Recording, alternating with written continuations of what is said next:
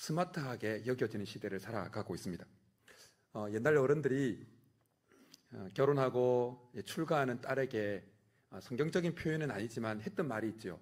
어떤 말을 했습니까? 잘 모르십니까? 시집가면 그 집에 뭐가 되라고 그랬습니까? 교회 안에서 뭐 귀신 이야기 하기가 좀 그렇죠? 그러니 시집가면 그 집에 그것이 되라고 그랬어요. 성경적인 표현은 아니지만. 지금 그런 표현은 젊은 이 MZ세대들에게 너무나 이상한 표현이고 억압적이고 여성 비하적이고 여성을 억압하는 표현처럼 보입니다. 그런데 그 표현 속에는 의미가 담겨 있죠.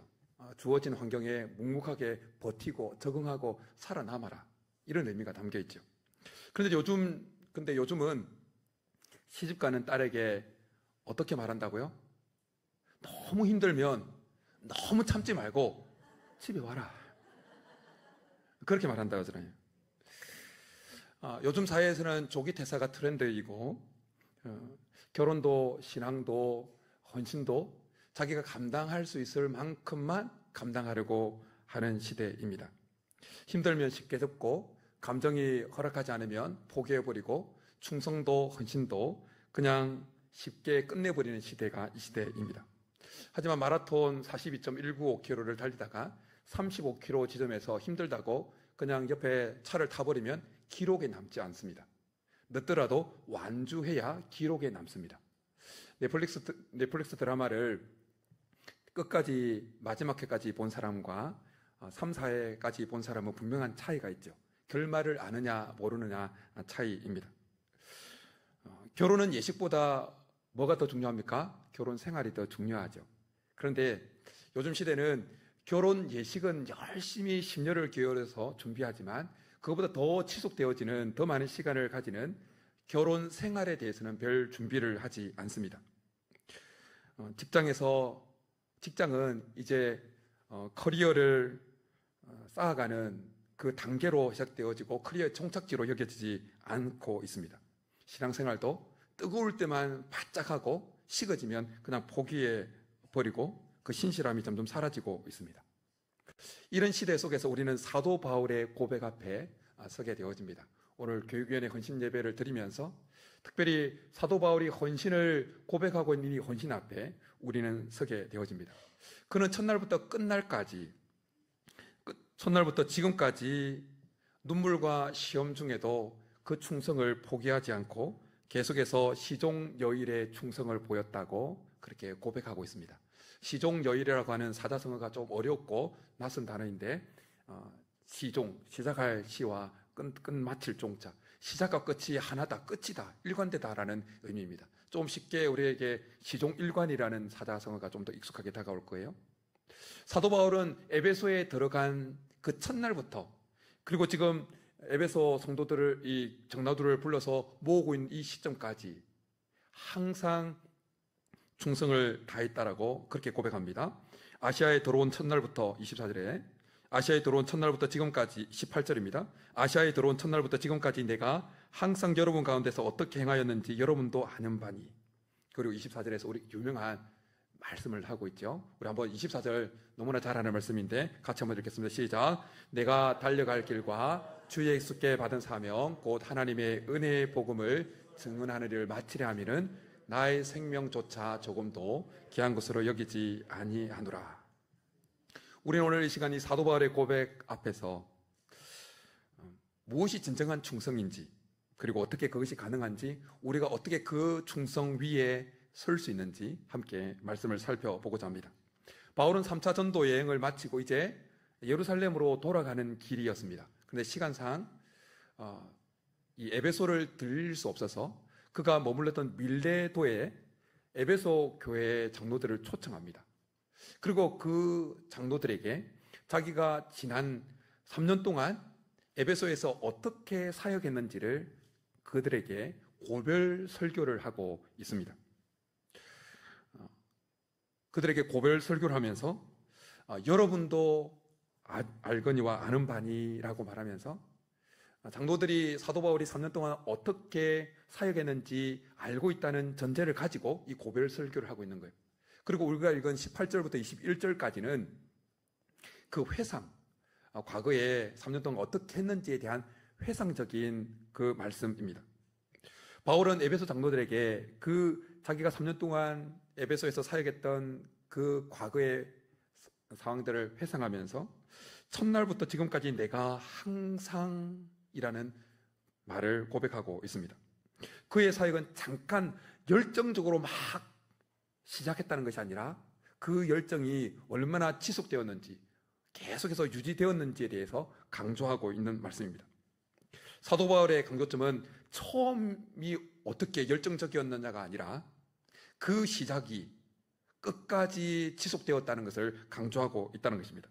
바울이 사용하고 있는 항상이라고 하는, 처음 날부터 지금까지 내가 항상이라고 말할 때 그 항상이라고 하는 것은 헬라어 원어적으로 보면 모든 시간 동안, 전 시간 동안 변함없이 이런 의미를 가지고 있는 단어가 사용되어졌어요.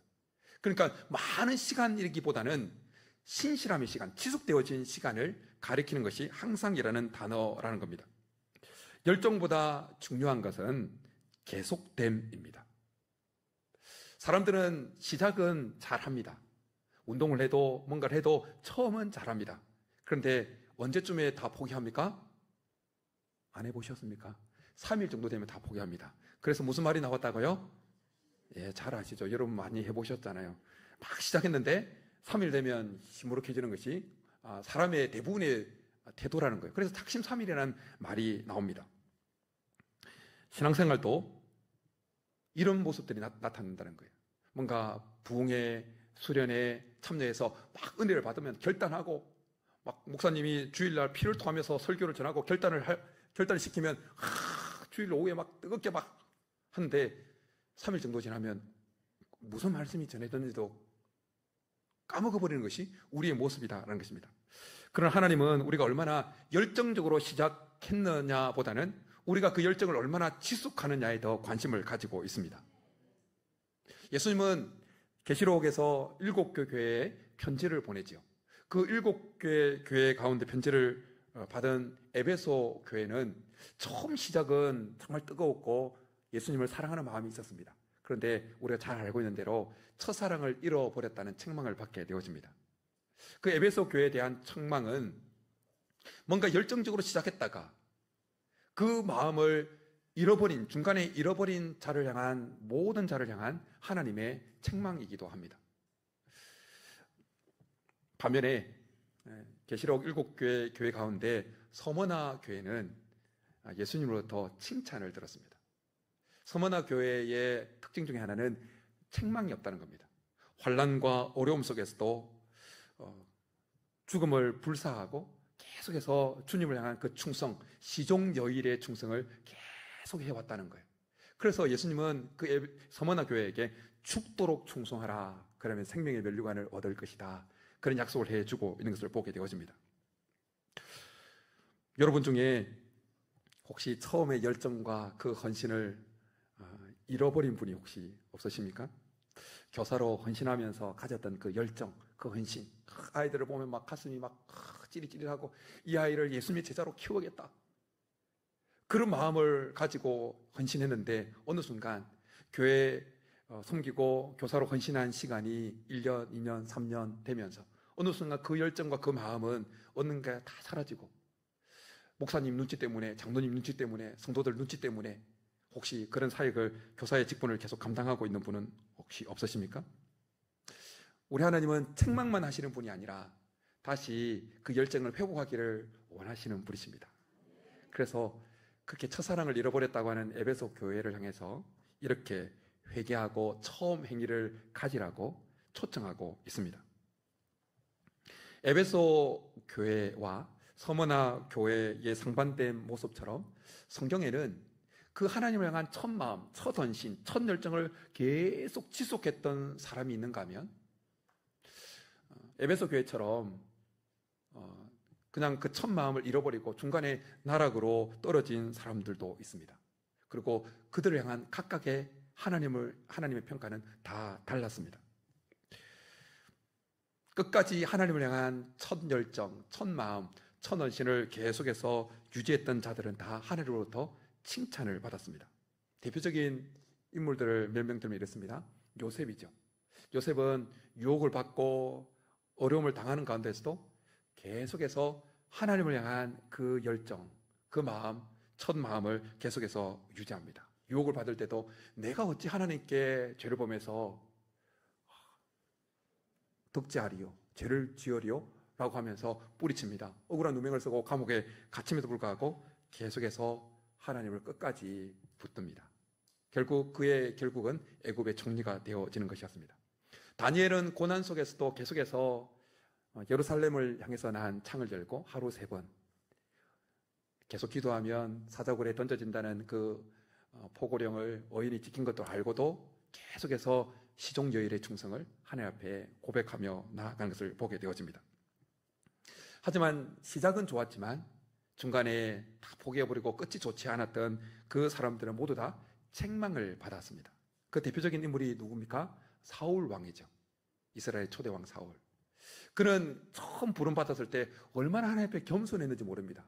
저는 베냐민 지파 중에 12지파 가운데 제일 약한 지파가 그 당시에 베냐민 지파였는데, 베냐민 지파 가운데서도 가장 우리 집이 가장 약한 집안이지 않습니까? 그렇게 자기를 낮출 만큼 겸손하게 하나님 부르심 앞에 반응을 했습니다. 근데 어느 순간 사람들의 눈을 의식하고 뭔가 하는 일마다 잘 되니까 교만해졌습니다.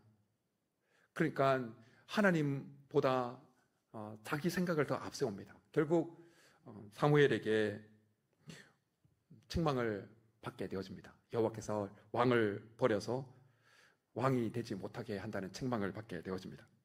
솔로몬도 젊을 때는 지혜로 하는 저는 어린아이입니다, 듣는 마음을 제게 주옵소서, 그렇게 하나님께 지혜를 구하고 그 지혜를 가지고 백성을 잘 다스리고 하나님을 잘 섬겼습니다. 성전도 잘 세웠습니다. 그런데 이방 여인들을 첩으로 드리고 아내로 드리고 하면서 그 마음이 여호와를 향한 그 마음에서 떠나게 되어집니다. 시종여일의 그 마음이 없어졌다는 것입니다. 결국 그는 그 나라가 찢어지는 그런 책망을 받게 되어집니다. 가룟 유다 또한 예수님께 부름을 받은 12제자 중에 한 명이었지 않습니까? 얼마나 충성스럽게 예수님을 처음에는 따라다녔는지 모릅니다. 근데 중간에 나지 않으면 더 좋았을 뻔했다는 책망을 받을 만큼 중간에 탈락을 하게 되었습니다. 하나님은 한때의 충성보다는 지금의 끝까지의 충성을 보십니다. 처음에 아무리 화려해도 중간에 다 식어버리고 포기해버리면 그 사람에 대한 평가는 달라집니다. 그러나 처음은 미미하고 처음은 뭔가 부족해도 끝까지 우직하게 하나님을 향한 첫 마음, 첫 열정, 첫 의지를 계속해서 가지고 나가면 하나님은 그 사람을 계속해서 높여주십니다. 여러분은 지금 어디에서 무엇을 계속해서 붙들면서 시종여일의 충성을 하고 계십니까? 반복되어지는 업무, 뭔가 의미가 없어 보이는 그 자리, 그 자리에서 처음과 같은 충성을 지속하고 있습니까? 가사와 양육, 뭔가 열매가 없고 확신이 없는 불확실한 미래가 있는 그 자리에서도 여전히 시종여일의 충성을 보이고 있습니까? 사역을 시작했는데 사역에 열매가 없는데도 여전히 그 자리를 묵묵하게 지키고 계십니까? 하나님 그런 자를 예뻐 보십니다. 그 일이 힘들어도 그냥 무의미하게 반복되어지는 것 같아도 우직하게 시종여일의 충성을 하고 있는 자를 하나님은 보고 계십니다. 사도 바울은 19절과 20절에서 그가 어떻게 첫날부터 지금까지 그 시종여일의 충성을 했는지, 어떤 환경에서, 어떤 배경에서 시종여일의 충성을 보였는지 이렇게 고백하고 있습니다. 먼저 19절입니다. 19절의 말씀은 사도 바울의 그 충성이, 시종여일의 충성이 태도에 있어. 태도. 자기가 주어진 그 자리에서 대하는 마음의 내적인 태도에 있어서 시종여일의 충성을 보였다라고 하는 고백입니다. 우리 19절 한번 같이 읽겠습니다. 시작. 곧 모든 겸손과 눈물이며 유대인의 관계로 말미암아 당한 시험을 참고 주를 섬긴 것과. 19절을 잘 읽어보면 사도 바울이 어떤 상황에서 이 시종여일의 충성을 보였는지 3가지가 등장합니다. 첫 번째는 교만할 수 있는 상황입니다. 교만할 수 있는 상황. 두 번째는 감정적인 아픔뿐만 아니라 그 사역을 감당하면서 겪어야 했던 고통과 아픔이 밀려오는 그 상황이었다는 겁니다. 그리고 세 번째는 유대인의 관계로 말미암는 그 시험 가운데서도 시종여일의 충성을 지켰다는 것입니다. 한마디로 사도 바울의 시종여일의 충성은 편안한 상태로 충성을 지속할 만한 그 편안한 상태에서 있었던 충성이 아니라 시종여일의 충성을 계속해서 지속하기 쉽지 않은 상황에서 나온 충성이었다는 것입니다. 바울이 언급하고 있는 이 19절 첫 번째 교만할 수 있는 상황에 대해서 한번 생각해 보십시오. 바울이 에베소에서 3년 동안 사역을 할 때 엄청난 부흥이 일어났고 그로 말미암아 사도 바울은 교만할 수 있는 충분한 이유와 여건과 환경 속에 놓여 있었습니다. 3년 동안 집중적으로 사역을 했죠. 그때 사역을 할 때 사도행전 19장을 읽어보면 온 아시아에 복음이 증거되었다고 말씀합니다. 그리고 19장 20절에 보면 이와 같이 주의 말씀이 힘이 있어 흥황하여 세력을 얻느니라. 에베소는 그 당시 소아시아 지역에서 문화적으로나 상업적으로 중심 지역이었습니다. 중심 지역. 그곳에서 엄청난 부흥을 일으켰다는 것은 오늘날 치면 서울 한복판에서 큰 교회를 일으켰다, 개척했는데 큰 교회, 몇만 명이 모이는 교회를 일으켰다라는 의미로 받아들이시면 됩니다. 여러분, 그렇게 됐으면 얼마나 교만할 만한 그 마음이, 환경이 조성되어진 것입니까? 그런가 하면 바울이 에베소에서 사역할 때 바울의 손수건과 앞치마를, 두른 앞치마를 가지고 가서 사람들에게 얹으면 귀신이 떠나가고 병자가 회복되어지는 역사가 일어났습니다. 오늘로 치면 용한 목회자다, 뭔가 능력 있는 목회자다, 신유의 은사가 있는 목회자다, 금방 유명해져서 사람들이 구름대같이 몰려들 만한 그런 환경에 놓여 있었다는 것입니다. 그런가 하면 사도 바울의 사역은 데메드리오 사건 같은, 지금 19장을 지금 나오고 있는 19장 배경인데요, 에베소에 사역했던 그 내용이 19장에 나오는데, 데메드리오 사건이 일어날 만큼 사도 바울의 에베소에서의 3년의 사역은 그 에베소 사회 전체 문화와 사회 질서를 뒤흔들어 놓을 만한 영향력을 가지고 있는 사역이었습니다.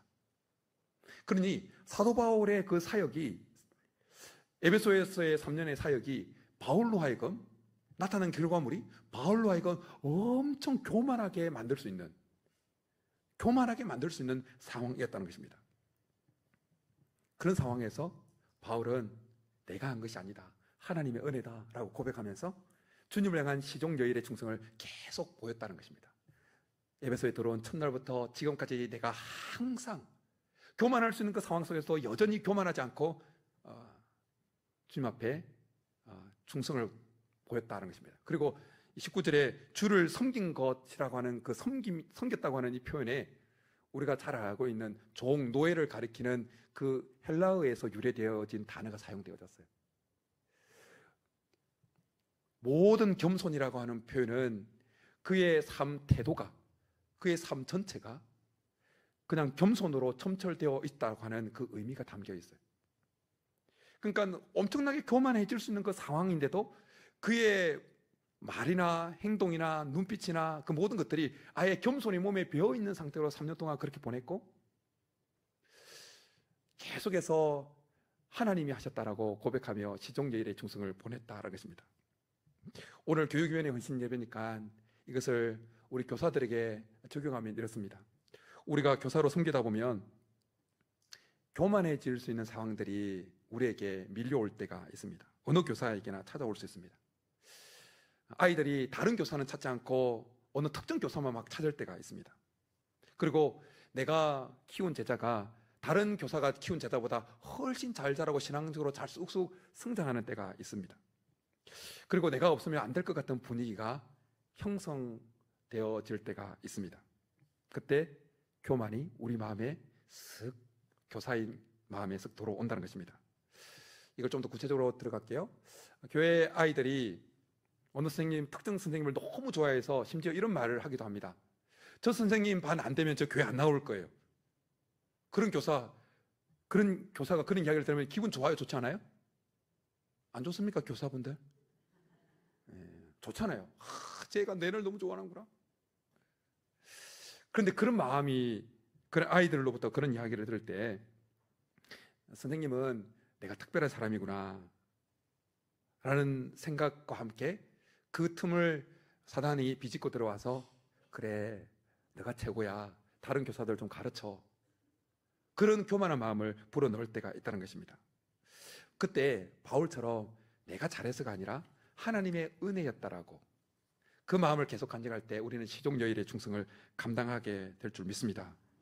어떤 교사는 자기 반 학생이 성경도 잘 이해하고 이제 중고등부, 청년부 올라가서도 어릴 때 저 선생님이 저에게 이런 걸 가르쳐 줬어요, 그런 말을 할 때면 마음에 이제 기분이 좋으면서 내가 잘 키웠구나, 거기까지는 좋은데 어느 순간 이게 지나치면 내가 최고야, 이런 단계로 넘어가게 되어진다는 것입니다.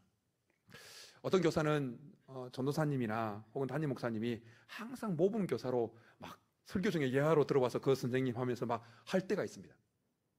2주 전에 6월 14일, 한 주 전이군요. 6월 14일 한남노회 교사 컨퍼런스에 제가 이제 한남노회 교육부장이니까 그냥 덜러리로 서서 이제 상장을 전달했는데, 그 모범 교사로 다 교회에서 추천을 해서 이렇게 올라왔잖아요. 근데 그렇게 모범 교사로 추천할 때마다 마음 상하지 않도록 다 우리 부성교회도 돌아가면서 추천 교사 올리죠. 특정 교사만 안 올리고 다 돌아가면서 올린단 말이에요. 근데 올릴 때마다 그 사람이 어떤 특정한 인물이 계속 올라가면 어느 순간 자기 마음에 나는 대단한 사람이야, 내가 없으면 이 교회는 주일학교가 망가져, 이런 생각이 들어올 수 있다는 것입니다. 교사들은 하나님을 섬기면서 또 교회 아이를 양육하면서 기쁨도 있고 즐거움도 있고 보람도 느끼고 하는데, 그러나 그런 순간에 어느 순간 사단이 우리 마음속에, 교사된 우리 마음속에 교만을 불어넣을 수 있다는 거예요. 그때 그런 순간에도 내가 아니요 하나님의 은혜요, 시종여일의 충성을 고면해 줄 수 있는 그 상황 속에서도 계속 유지할 수 있기를 축복합니다. 사실 바울은 참 교사이신 예수님의 그 겸손의 본을 쫓아서 교만해 줄 수 있는 그 상황 속에서도 계속해서 겸손하게 종의 자세로 나아간 것을 보게 되어집니다. 예수님께서 공생애를 보내실 때 교만해질 수 있는 상황들이 얼마나 많았습니까? 우리가 잘 알고 있는 대로 예수님께서 오병이어의 기적을 행하실 때 5천 명을 먹이고 12광주리를 남겼을 때 사람들이 억지로 예수님을 붙잡아서 임금 삼으려고 하잖아요. 그때 예수님이 어떤 반응을 보이십니까? 그래 니네들 반응은 정확한 거야. 그렇게 했습니까? 아니요. 제자들을 빨리 배 태워서 건너편으로 보내고 자기가 남아서 백성들을 막 쫓아보냈어요. 그런가 하면 예수님께서 6월절에 예루살렘에 올라가셨을 때 사람들이 예수님께서 행하신 기적을 보고 막 예수님을 막 믿었습니다. 예수님을 따랐습니다. 근데 성경에 보면 예수님은 그 몸을 사람들에게 의탁하지 아니하였다라고 말씀합니다. 왜냐하면 사람들 속에 뭐가 있는지 알고 계셨기 때문에. 예수님은 충분히 교만할 수 있는 그 상황임에도 불구하고 여전히 그를 이 땅에 보내신 하나님의 아버지의 마음을 쫓아서 겸손하게 시종여일의 충성을 아버지 하나님께 보이며 살아갔다는 것입니다. 저는 오늘 교육위원회 헌신예배를 드리는 우리 교사들, 교만해지는 상황 속에서도 여전히 예수님을 닮아서, 바울을 닮아서 시종여일의 충성을 계속해서 보일 수 있기를 축복합니다. 그럴 때 하나님이 영광 받으시고 그 충성을 통해서 아이들이 하나님을 닮아가는 역사가 있게 될 줄 믿습니다. 바울은 교만해질 수 있는 상황에서도 시종여일의 충성을 계속해서 보였을 뿐만 아니라 그가 그를 박해하고 힘들게 하고 어려운 상황 속에서도 시종여일의 충성을 계속 했음을 보게 되어집니다. 교만해질 수 있는 상황도 우리로 하여금 주님 앞에 시종여일의 충성을 계속해서 유지하는데 어려움을 가지게 하지만 다른 사람들의 어떤 공격, 외부의 핍박, 업무, 이런 것도 주님을 향한 이 시종여일의 충성을 계속 감당하는데 어려움을 가지게 합니다. 바울이 에베소에서 사역을 할 때 데메드리오 사건을 언급했는데요. 그 데메드리오 사건이 일어난 것은 사도 바울이 사람 손으로 만든 것은 신이 아니라고 계속해서 오직 예수님만이, 천지를 만물을 창조하신 예수님만이 창조주다라고, 하나님만이 유일한 신이라고 선포했기 때문이었어요. 그러니까 데메드리오가 은장색 이것이 자기 사업이 위험에 처할 걸 여기고 광장에 모여가지고 또 극장에 데리고 가서 스트라이크를 일으킨 것입니다. 그런가 하면 사도행전 29장을 읽어보면 바울이 에베소에 처음 들어갔을 때 유대인 회당에 들어가서 복음을 전합니다. 그때 처음에는 오케이 받아들입니다. 그러나 3개월 지나니까 유대인들의 마음이 강팍해집니다. 그래서 바울을 막 공격합니다. 그러니까 바울이 거기서 나와서 두란노라고 하는 그곳에서 2년 3개월 동안 복음을 막 전합니다. 그러나 그런 가운데서도 에베소에 있었던 유대인들은 계속해서 바울로 하여금 예수 그리스도의 복음을 전하지 못하도록 관계를 꾸미고 공격했다는 것입니다. 그런 상황에서 바울은 유대인이 자기 동족이잖아요. 근데 그 동족으로부터 인정도 받지 못하고 외로운 선지자처럼 계속해서 그 사역을 감당했다는 것입니다. 때로는 우리가 교사로서 교회에 섬길 때 마음 맞지 않는 사람으로 인해서 힘들어질 때가 있습니다. 이해받지 못할 때가 있습니다. 나는 뭔가 교회를 위해서 아이들을 사랑하는 마음에서 했는데 나의 행동이 어느 누군가에게 거슬리는 행동으로 다가가서 원치 않은 오해를 사기도 하고 원치 않은 말을 들어서 상처를 입을 수도 있다는 것입니다. 사랑하는 성도 여러분, 특별히 우리 교사 여러분, 사도 바울이 그렇게 부흥을 경험하고 놀라운 부흥의 역사를 경험하고 있는 가운데서도 귀한 열매가 나타나고 있는 상황 속에서도 핍박을 받았고 공격을 받았다고 하는 이 사실을 꼭 기억하시기 바랍니다. 우리가 열심히 해서 아이들이 부흥하고 주일학교가 하나님을 경험하고 예수를 만나고 하는 그 가운데서도 섬기는 우리를 향한 그 공격이, 외부의 아픔들이, 가시들이 있을 수 있다는 거예요. 전혀 이상한 것이 아니라는 겁니다. 그런데 그럼에도 불구하고 그런 상황 속에서도 바울은 여전히 주님이 맡기신 그 사역에 대해서 시종여일의 충성을 감당했다라는 것입니다. 교사뿐만 아니라 교회에서 앞장서서 섬기고 헌신하다 보면 원치 않은 오해를 사고 상처를 받을 때가 있습니다. 같이 헌신하는 사람들이 별것도 아닌 것 같은데 오해를 해서 등을 돌리고 이상한 말을 퍼뜨릴 때가 있습니다. 그럴 때 내가 왜 자원해서 이 일을 한다고 했을까? 내가 굳이 이런 상처까지 받으면서 이 자리를 계속 지켜야 되는가? 이런 마음들이 올라온다는 것입니다. 근데 여러분, 훈련소에서 모든 그 훈련병들이 다 군복을 입고 구호를 외치고 총 쏘는 연습도 하고 합니다. 근데 실제 군인의 모습은 언제 드러납니까? 전장에서 드러납니다. 전우가 저기 쏜 그 총탄에 맞아서 피를 흘리고 막 폭탄이 터지고 하는 가운데서도 여전히 진짜 군인은 총불을 내밀고 적을 향해서 총을 쏘는 진짜 군인의 모습이 드러난다는 것입니다. 시종여일의 충성을 보이는 사람은 어떤 사람이냐?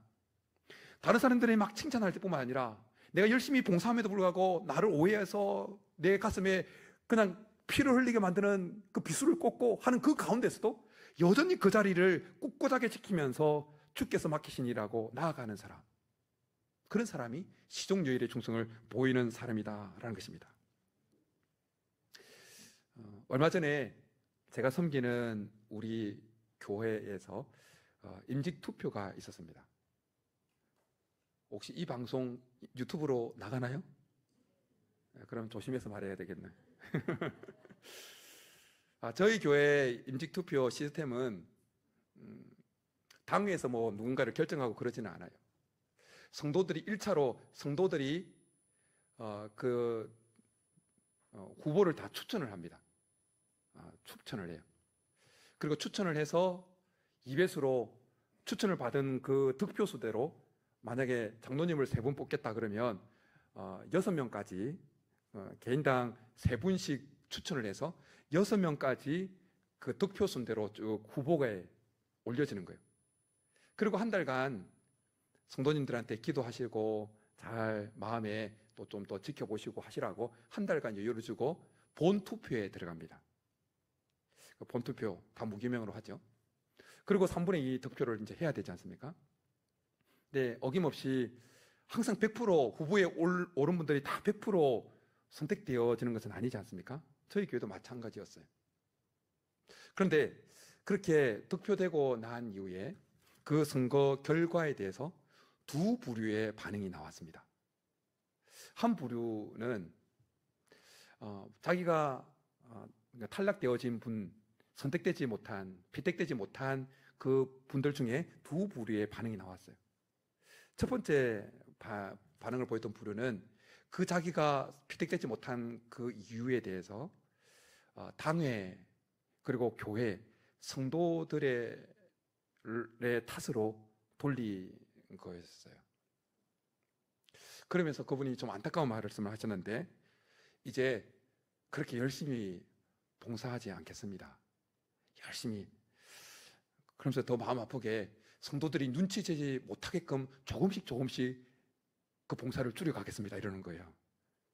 마음이 너무 안타까웠습니다. 하나님의 마음도 안타까웠을 것이라 여겨졌습니다. 그리고 한 달 이후에 또 피택되지 못한 한 분으로부터 전화가 걸려왔습니다. 담임 목사가 자꾸 그런 전화 받으면 어떻겠습니까? 털컥 하는 거예요. 여러분 전화하지 마세요, 목사님한테. 전화 왔어요. 근데 그분의 전화한 이유는 좀 달랐습니다. 그분은 저에게 이런 질문을 던졌어요. 지금 저희 교회 본당이 여기는 우리 지금 전광판이 LED를 사용하잖아요. 저희 교회는 아직도 빔 프로젝터를 뒤떨어져 있게 빔 프로젝터를 사용하거든요. 빔 프로젝터를. 근데 그게 이제 오래되다 보니까 좀 또 흐릿흐릿해진 거예요. 근데 그분이 그런 거예요. 목사님, 혹시 앞에 있는 본당에 있는 그 빔 프로젝터 LED 전광판으로 바꾸는데 얼마 합니까? 그렇게 묻는 거예요. 왜냐하면 그렇지 않아도 당회 안에서 이제 좀 맛이 갔기 때문에 LED로 바꾸려고 사전 조사를 좀 하고 있었거든요. 그래서 저희 본당의 사이즈에 맞게끔 그 어떤 인치의 가격이 어느 정도입니다, 이렇게 말씀드리니까 그분이 이렇게 말씀하는 거예요. 목사님, 제가 전액 헌금하겠습니다. 그러면서 덧붙이는 말이 저를 감동시켰습니다. 무명으로 해주십시오. 제가 드렸다는 거 무명으로 해주십시오. 여러분, 이것이 시종여일의 충성이라는 거예요. 우리 예수님은 사람들에게 칭송받을 때만 아니라 버림받고 침뱉음을 당하고 손가락질을 당하고 조롱을 당할 때에도 십자가를 향해 계속해서 나아갔습니다. 인간의 몸을 입고 올 때 하나님 아버지를 향해서 가지고 있던 그 첫 마음, 첫 열정, 첫 헌신을 십자가에서 죽을 때까지 계속해서 간직하고 나아갔다는 것입니다. 저는 오늘 교육위원회 헌신 예배를 드리는 우리 교사들, 또 함께 예배하는 우리 성도님들이 예수님을 닮아서 시종여일의 충성을 감당할 수 있기를 축복합니다. 바울은 계속해서 20절에서 어떻게 자신이 첫날부터 지금까지 그 시종여일의 충성을 유지해 왔는지 20절에서 이렇게 말씀합니다. 우리 20절 같이 한번 읽겠습니다. 시작. 유익한 것은 무엇이든지 공중 앞에서나 각 집에서나 거리낌이 없이 여러분에게 전하여 가르치고. 19절의 말씀이 시종여일의 충성에 대한 사도 바울의 내면의 태도에 대한 말씀이었다면 20절은 가르침과 사역의 방식에 있어서 여전히 시종여일의 충성을 보였다고 하는 고백입니다. 가르침과 사역의 방식에 있어서 시종여일의 충성을 보였다는 거예요. 사도 바울의 그 사역의 방식은 일관되었습니다. 사도 바울은 선택적으로 자기가 전하기 편한 말씀만 전한 것이 아니었다는 거예요. 성도들에게 유익하다면 그 내용이 어떤 내용이든지 전했다는 거예요. 사실 사도 바울이 전했던 내용 중에는 전할수록 사도 바울을 공격하게끔 만드는 마음을 불러일으키는 말씀도 있었을 수 있습니다. 왜 저 말씀을 자꾸 전해서 나의 마음을 거슬리게 만들지? 라고 하는 그런 말씀도 사도 바울은 유익하다면, 공동체를 세우는데 유익하다면 다 전했다라는 것입니다. 교사가 전하기 편한 말씀만 전하면 안 됩니다. 교사들은 아이들이 듣기 좋은 말만 전해서는 가르치면 안 됩니다. 꼭 필요한 말씀. 하나님이 너를 사랑하셔. 너는 특별한 존재야. You are special. 그렇게 그 말씀도 아이들한테 전해줘야 되지만 회개해야 돼. 바로 똑바로 살아야 돼. 하나님 기뻐하시는 삶을 살아야 돼. 죄를 멀리해야 돼. 뭔가 애들이 듣기 싫어하는 말씀도 전해야 된다는 것입니다. 공동체를 사랑한다면 그냥 듣기 좋은 말만 계속 하는 것이 아니라 때로는 진리에 어긋나는 말을 누군가가 한다면 사랑하는 마음을 가지고 온유한 마음으로 그분의 말에 대해서 바나바처럼 데리고 가서 이런 부분이 있어서 잘못되었습니다. 이 부분을 고쳤으면 좋겠습니다. 그렇게 말하는 것이 필요하다라는 것입니다. 바울은 계속해서 21절에서 복음의 내용에 있어서도 시종여일의 충성을 지켰다고 고백하고 있습니다. 바울의 충성은 내면의 태도에 있어서도, 그리고 사역의 가르침과 사역의 방식에 있어서도 그 시종여일의 충성을 보였고, 또한 그 사역 복음에 전하는 그 내용에 있어서도 시종여일의 충성을 보였다라고 그렇게 고백하고 있습니다. 바울은 복음의 본질을 결코 타협하지 않았습니다. 회개와 믿음에 관련되어진 말씀, 계속해서 죄를 제라고 선포를 하며 살았다는 것입니다. 그리고 바울은 구원에 이르는 유일한 길은 오직 예수 그리스도만이라는 사실을 계속해서 전했다는 것입니다. 예수님의 십자가와 부활은 유대인들에게는 어리석은 것이고, 그리고 이방인들에게는 어리석은 것으로 치부되어졌던 내용입니다. 그렇지만 바울은 계속해서 유대인들, 그 에베소에 있는 유대인들이 그렇게 어리석게 꺼리는 내용이었지만 계속해서 전했고, 에베소에 있던 이방인들이 어리석은 것이라고, 하찮은 것이라고 여겼던 그 예수 그리스도의 십자가 그리고 부활의 복음을 계속해서 전했다는 것입니다. 이것을 좀 더 확장해서 보면, 말씀을 전하는 자는 성도들이 듣기 좋은 말만 전하는 것이 아니라 공동체에 유익하다면, 성도들이 제자로 세워지는데 유익하다면, 그래서 그 말씀 전함으로 인해서 설교자가 좀 불편한 관계가 되어진다 할지라도 계속해서 그런 말씀을 가감없이 전하는 것이 사역자로서의 시종여일의 충성이라는 것입니다.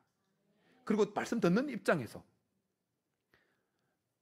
복 받습니다, 축복입니다, 은혜입니다, 그 말씀만 들으려고 하는 것이 아니라 내가 예수님의 제자로 세워질 수 있다면 나의 십자가를 지고 나를 따르라고, 자기를 부인하라고, 자기를 끊임없이 죽이라고 하는 그 말씀도 기꺼이 받아들이려고 하는 것이 시종여일의 충성이다라는 것입니다. 현대교회는 다양성과 관용을 내세우면서 복음의 배타성, 곧 예수 그리스도의 구원의 절대성을 포기하려고 합니다.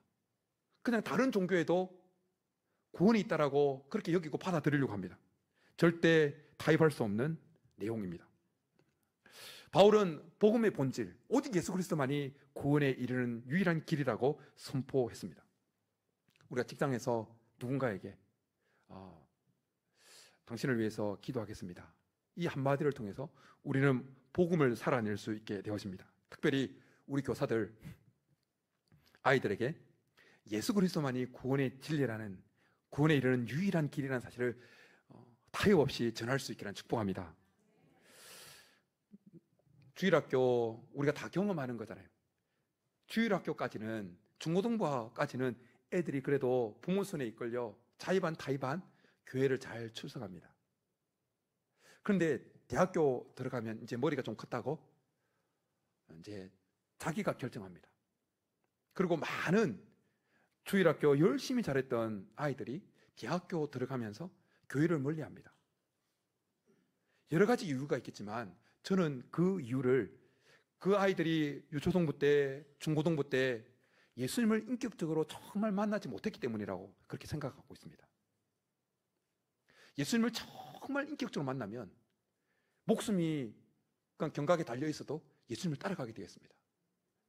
저도 고등학교 1학년 때, 더 정확하게는 고등학교 2학년 여름 수련회 때 예수님을 정말 인격적으로 성령의 불을 받았고, 그리고 아무리 핍박이 와서도 예수님을 끝까지 달려갔습니다. 예수님을 제대로 만나면 이제는 부모 손에 이끌려 신앙생활하는 상태에서 이제는 하나님 손에 붙들려 신앙생활하는 자가 되어진다는 것입니다. 그러니까 우리는 어쨌든 아이들 귀에 딱지가 내리도록 예수님을 만나야 된다, 예수님을 인격적으로 영접해야 된다, 이것을 끊임없이 말씀하고 그렇게 그것을 위해서 기도해야 된다는 것입니다. 왜? 그래야 이 여름 사역 정말 좋은 기회지 않습니까? 이 여름 사역 그냥 연례 행사로 그냥 작년에도 했으니까 올해도 하고 그렇게 지나가는 시간이 아니라 정말 이번 여름에 우리 아이들이, 우리 자녀들이 정말 예수님을 인격적으로 만나야 된다는 그 간절함을 가지고 기도하고 몸부림치고, 아이들 그 행사 다닐 때 뒤에서 때로는 금식하고 무릎 꿇고 눈물로 통곡하고, 이 아이들 하나님 만나주지 않으시면 끝장입니다라는 간절함을 가지고 기도하고, 그럴 때 하나님이 교사의 눈물을 보시고 우리 아이들 가운데 찾아오실 줄 믿습니다.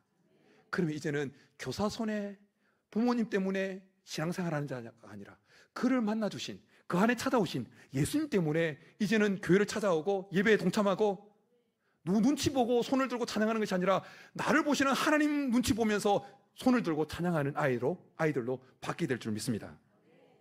우리는 지금까지 세 가지를 살펴보았습니다.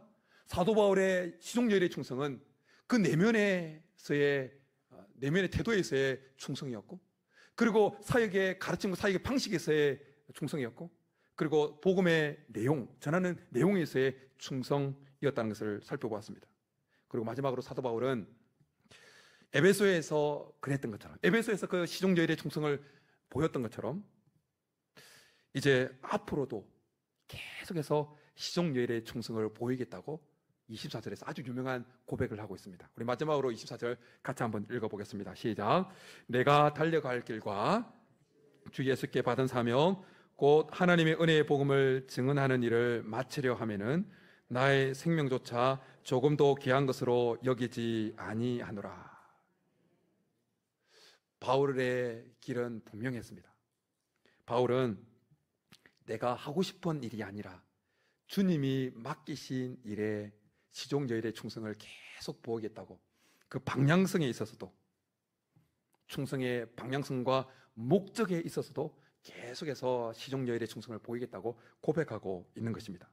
여러분, 사명이, 어떤 사역이 내 소유가 되어지면 내 감정에 따라서 그냥 사역을 던지고 짚고 하지만, 내게 주어진 사명이 나의 것이 아니라 하나님의 것이라고 여겨진다면 우리는 내 감정과 상관없이 그 사역을 계속 붙들고 나가게 되어진다는 것입니다. 사도 바울의 24절의 고백은 빈말이 아니었습니다.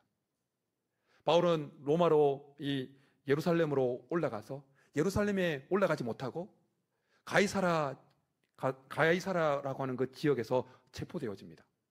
그리고 제수의 몸으로 로마까지 압송되어지죠. 충성은, 시종열의 충성은 태도에서, 방식에서, 내용에서, 방향성에서까지 흔들리지 않는 것입니다. 처음부터 끝까지 계속 유지하는 것입니다. 진짜 충성은 시작이 열정적인 것이 아니라 그 충성을 끝까지 지속하는 것입니다. 끝까지의 충성이 하나님 나라의 기록으로 남습니다. 하나님이 오늘 보시는 그 충성은 과거의 열정보다 지금의 지속성입니다. 여러분들은 지금 어떤 사명 앞에 서 있습니까? 주님이 맡기신 그 일을 끝까지 잘 감당해서 사도 바울처럼, 그리고 예수님처럼 주님 앞에 인정받고 칭찬받는 우리 모두가 될 수 있기를 주님으로 축복합니다. 기도드리겠습니다.